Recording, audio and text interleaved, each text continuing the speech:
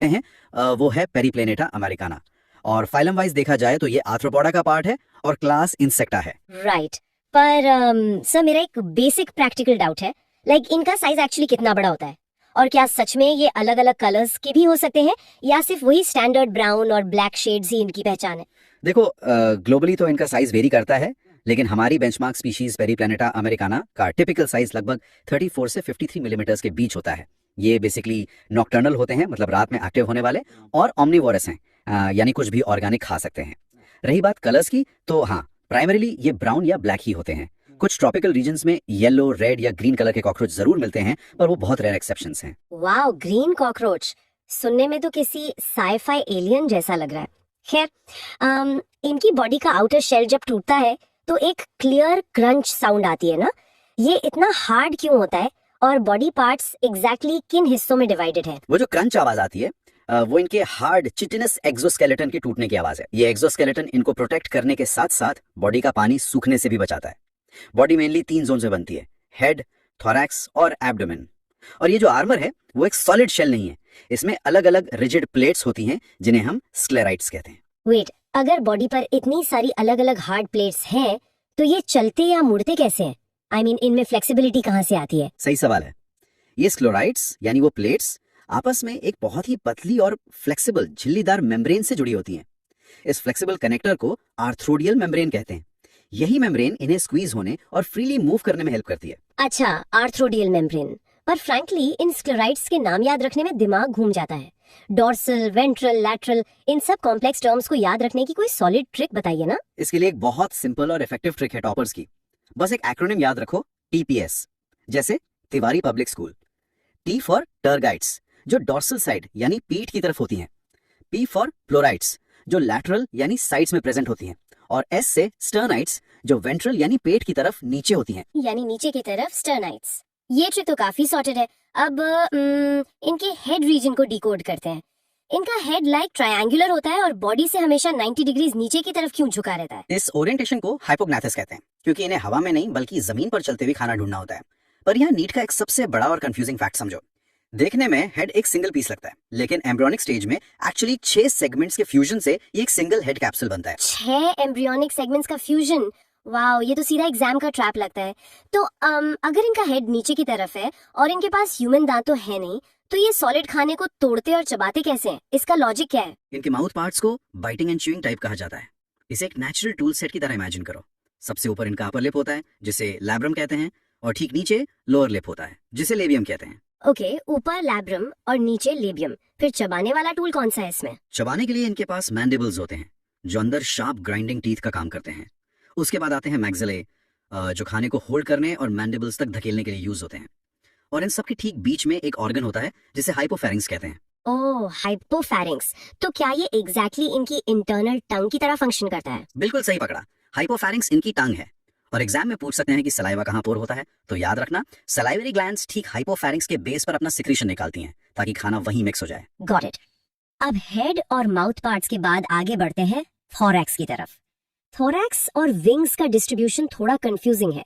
क्या थोरैक्स के हर एक सिंगल सेगमेंट से विंग्स और लेग्स दोनों निकलते हैं? यहाँ पर एक स्ट्रिक्टली डिफाइंड रूल है। थोरैक्स के 3 पार्ट्स होते हैं, आगे प्रोथोरैक्स, बीच में मीसोथोरैक्स और पीछे मेटाथोरैक्स। लेग्स का रूल फिक्स्ड है, हर सेगमेंट से ठीक एक पैर निकलेगा, तो टोटल 3 पैर यानी 6 लेग्स हो गए। लेकिन विंग्स के केस में एक बहुत बड़ा वार्निंग नोट ध्यान में रखना है। Warning note? ऐसा क्या ट्विस्ट है विंग्स में? क्या प्रोथोरैक्स में कुछ मिसिंग होता है? Exactly, prothorax is completely wingless, वहां से कोई पंख नहीं निकलते। विंग्स सिर्फ बाकी बचे 2 थोरैक्स सेगमेंट से ही ओरिजिनेट होते हैं। अच्छा, प्रोथोरैक्स विंगलेस है। तो फिर जो विंग्स मीजोथोरैक्स और मेटाथोरैक्स से आते हैं, उनके अलग अलग रूल्स क्या होते हैं? देखो, मेसोथोरैक्स से जो विंग्स आते हैं उन्हें फोर विंग्स या टेगमिना कहते हैं। ये काफी डार्क, हैवी और ओपेक होते हैं। इनका उड़ने में कोई रोल नहीं है। जब कॉकरोच आराम कर रहा होता है तब ये बॉडी और पीछे वाले पंखों को सिर्फ कवर करने का काम करते हैं। मतलब आगे वाले टेगमिना सिर्फ एक प्रोटेक्टिव कवर है। तो टेक्निकली उड़ने के लिए वो हिंड विंग्स यूज करते हैं जो मेटाथोरैक्स से निकलते हैं। हाँ बिल्कुल, मेटाथोरैक्स वाले हिंड विंग्स बिल्कुल थिन और ट्रांसपेरेंट मेम्ब्रेनस होते हैं, और रियल एक्टिव फ्लाइट में सिर्फ यही हिंड विंग्स काम आते हैं। अब थोरैक्स क्लियर है, तो let's move to the abdomen. Abdomen पर नीट एग्जामिनर्स का एक बहुत ही फेवरेट ट्रैप क्वेश्चन आता है। हम एक्सटर्नली सिर्फ बाहर से देखकर एक मेल और एक फीमेल कॉकरोच को कैसे डिस्टिंग्विश कर सकते हैं? काउंट वाइज देखा जाए तो दोनों मेल्स और फीमेल्स के एब्डोमेन में एग्जैक्टली 10 सेगमेंट्स होते हैं, पर स्ट्रक्चर में फर्क है। फीमेल का एक बहुत खास एनाटॉमिकल फीचर होता है, उनके 7th, 8th और 9th स्टर्नाइट्स यानी वेंट्रल प्लेट्स आपस में फ्यूज होकर एक बड़ा बोट शेप का ब्रूड पाउच या जेनिटल पाउच बनाते हैं। ओके, फीमेल्स में ब्रूड पाउच बनता है 7th, 8th और 9th स्टर्नाइट से। लेकिन सर वो टेल एंड पर जो स्ट्रक्चर्स होते हैं, एनल ससी और एनल स्टाइल्स, उनको लेकर हमेशा माइंड में जलेबी बन जाती है।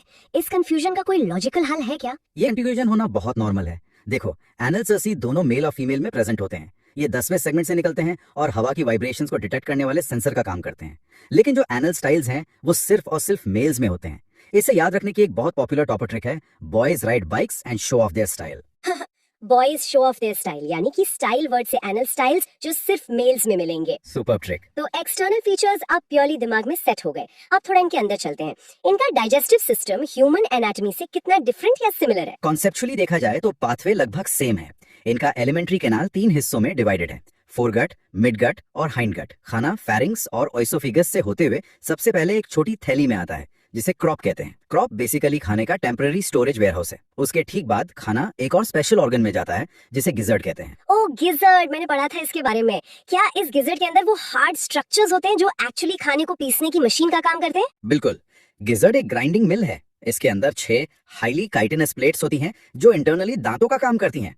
ये क्रॉप से आए हुए खाने को फाइनली ग्राइंड कर देती हैं ताकि डाइजेशन आगे प्रॉपर्ली हो सके। तो पहले क्रॉप में स्टोर हुआ, फिर गिजर्ड में ग्राइंड हो गया।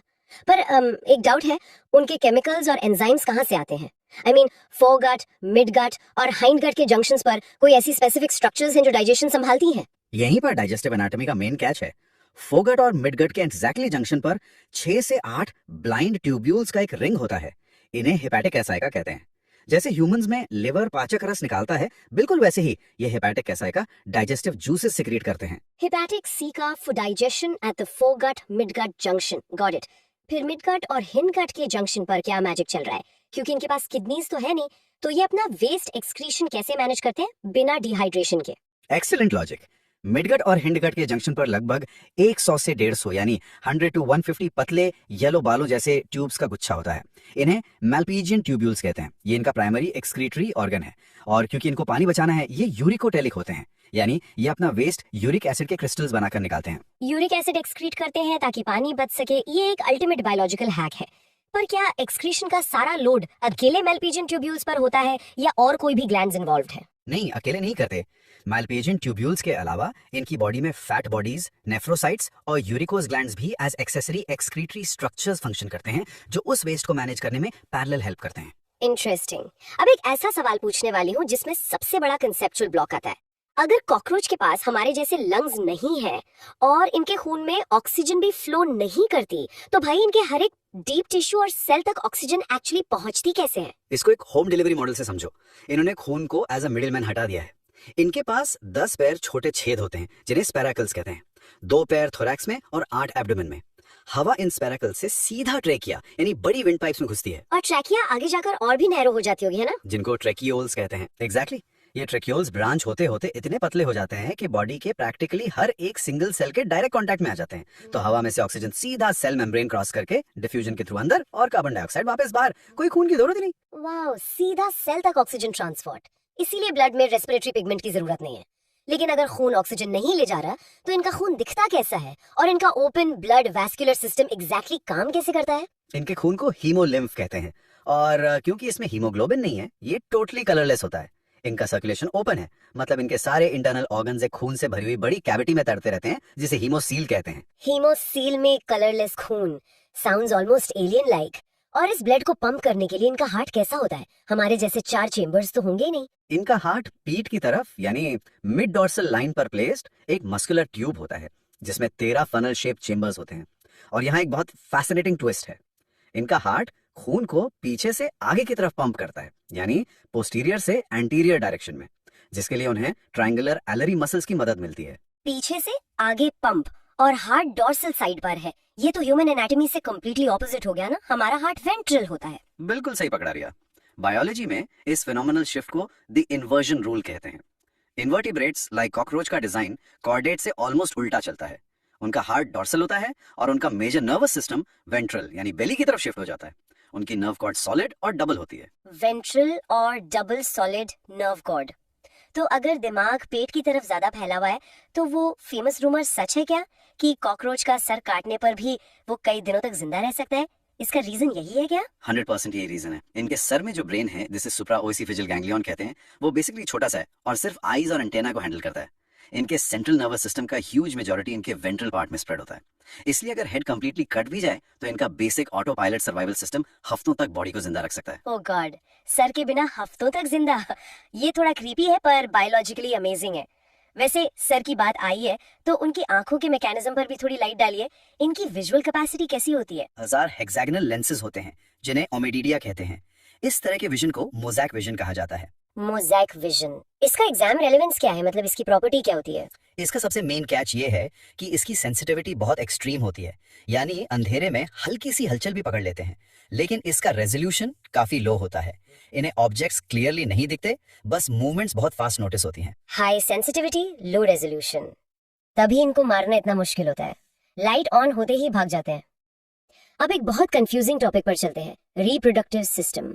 मेल रिप्रोडक्टिव पाथवे में मशरूम ग्लैंड और फैलोमेयर्स के कॉन्सेप्ट्स बहुत मिक्स हो जाते हैं। इसे एक सिंपल फैक्ट्री प्रोसेस समझो। सबसे पहले मेल के 4th से 6th सेगमेंट में टेस्टिस होते हैं जहां स्पर्म बनता है। वहां से स्पर्म्स आते हैं और सेमिनल वेसिकल्स में एक सॉलिड बंडल में पैक हो जाते हैं। इन पैकेट्स को स्पर्मेटोफोर्स कहते हैं। अब इसमें मशरूम ग्लैंड का काम आता है जो 6th और 7th सेगमेंट में होती है। ये इन स्पर्मेटोफोर्स को नरिशमेंट और आउटर लेयर प्रोवाइड करती है। ओके, स्पर्म्स पैक हो गए और मशरूम ग्लैंड ने उन्हें कोट कर दिया, तो फिर फैलोमियर्स क्या करते हैं इस पूरे प्रोसेस में? जो फैलोमियर्स हैं उन्हें मेल गोनापोफाइसिस भी कहते हैं। ये असिमेट्रिकली शेप्ड काइटिनस प्लेट्स होती हैं जो कंप्लीटली एक्सटर्नल जेनिटेलिया हैं, यानी कॉपुलेशन के टाइम मैकेनिकली सपोर्ट देने का काम करती हैं। फैलोमियर ज्यादा एक्सटर्नल जेनिटेलिया, राइट। अब जरा फीमेल सिस्टम और उस ट्रिकी ऊथी का मैथ को डिकोड कीजिए, क्योंकि नीट के न्यूमेरिकल्स में अक्सर बच्चे फंस जाते हैं। श्योर। फीमेल एनाटॉमी में 2 बड़ी लैटरली प्लेस्ड ओवरीज होती हैं और इसमें माइक्रोस्कोपिक डिटेल ये है कि एक ओवरी में 8 ओवेरियोल्स होते हैं, यानी टोटल 16 ओवेरियोल्स। जब एग्स फर्टिलाइज हो जाते हैं तो फीमेल उनको एक कैप्सूल जैसी डार्क रेडिश ब्राउन केसिंग में सील करती है जिसे उथिका कहते हैं। अब ध्यान से नंबर सुनना। एक सिंगल फीमेल कॉकरोच अपनी साइकिल में 9 से 10 ओथिका प्रोड्यूस करती है। और एक ओथिका में एग्जैक्टली कितने फर्टिलाइज्ड एग्स पैक होते हैं? एक ओथिका के अंदर लगभग 14 से 16 यानी 14 to 16 एग्स होते हैं। वेट, मैथमेटिकली देखा जाए तो 10 ओथिका और हर एक में 16 एग्स, मतलब एक सिंगल फीमेल ऑलमोस्ट 160 यानी 160 नए ऑफस्प्रिंग्स पैदा कर सकती है। अब समझ आया इनकी पॉपुलेशन इतनी तेजी से क्यों बढ़ती है। आखिरी क्वेश्चन सर, इनका डेवलपमेंट और लाइफ साइकिल कैसा होता है? क्या ये किसी लार्वा से बनते हैं जैसे बटरफ्लाई बनती है? नहीं, इनके लाइफ साइकिल को पॉरोमेटाबोलिस डेवलपमेंट कहते हैं। इसमें लार्वा नहीं होता, सीधा निम्फ निकलता है एग से। निम्फ एग्जैक्टली अपने अडल्ट जैसा ही दिखता है, बस उसमें 2 मेन चीजें नहीं होती, सेक्सुअल ऑर्गन्स और फंक्शनल विंग्स। पर अगर इनका एक्सोस्केलेटन हार्ड है तो वो ग्रेजुअली बड़ा कैसे होगा? उस आर्मर को तोड़ना पड़ता होगा ना? बिल्कुल सही, इस प्रोसेस को मॉल्टिंग कहते हैं। एक छोटे निम्फ को पूरी तरह मैच्योर अडल्ट बनने के लिए एग्जैक्टली 13 बार यानी 13 टाइम्स मॉल्टिंग करनी पड़ती है। 13 मोल्स। तो एग्जाम में अगर डायग्नोस्टिक क्लू आइडेंटिफाई करना हो कि गिवन स्पेसिमेन निम्फ है या पूरी तरह डेवलप्ड अडल्ट, तो हम क्या चेक करेंगे? लेकिन प्रॉपरली फ्लाई करने वाले ट्रांसपेरेंट फंक्शनल विंग्स स्ट्रिक्टली सिर्फ एक फुली डेवलप्ड अडल्ट कॉकरोच के पास ही होते हैं। ये क्लियर डिफरेंशिएशन एग्जाम के लिए याद रखना जरूरी है।